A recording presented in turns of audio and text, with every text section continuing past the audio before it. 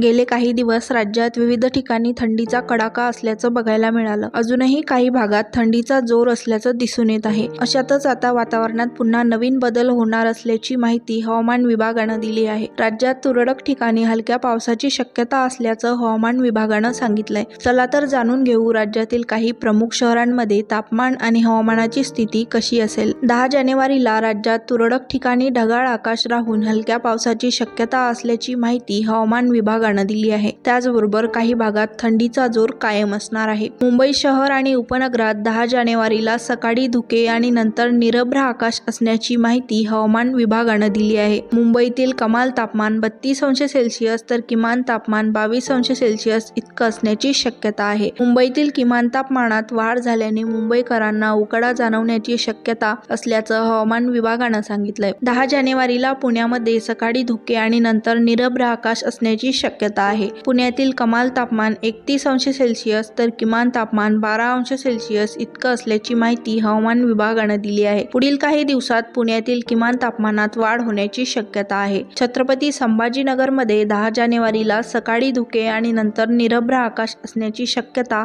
हवामान विभागानं वर्तवली आहे. छत्रपती संभाजीनगरमधील कमाल तापमान 30 अंश सेल्सिअस तर किमान तापमान 15 अंश सेल्सिअस इतके असण्याची शक्यता आहे. 11 जानेवारीला छत्रपती संभाजीनगरमध्ये हलक्या पावसाची शक्यता असल्याचं देखील हवामान विभागानं सांगितलंय. उत्तर महाराष्ट्रातील प्रमुख शहर असलेल्या नाशिकमध्ये 10 जानेवारीला सामान्यतः ढगाळ आकाश राहून हलक्या पावसाची शक्यता असल्याची माहिती हवामान विभागानं दिली आहे. नाशिकमधील कमाल तापमान 30 अंश सेल्सिअस तर किमान तापमान 13 अंश सेल्सिअस इतके असण्याची शक्यता आहे. 11 जानेवारीला सुद्धा नाशिकमध्ये पावसाची शक्यता असल्याची माहिती हवामान विभागानं दिली आहे. विदर्भातील प्रमुख शहर असलेल्या नागपूरमध्ये 10 जानेवारीला अंशतः ढगाळ आकाश असणार आहे. नागपूरमधील कमाल तापमान 29 अंश सेल्सिअस तर किमान तापमान 10 अंश सेल्सिअस इतके असण्याची शक्यता आहे. विदर्भात अजूनही थंडीचा जोर कायम आहे.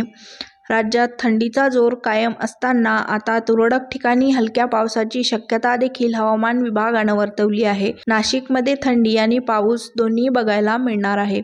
विदर्भात सर्वात कमी किमान तापमानाची नोंद झाली आहे. त्याचबरोबर विविध आजारांचा प्रादुर्भाव होताना देखील दिसून येत आहे.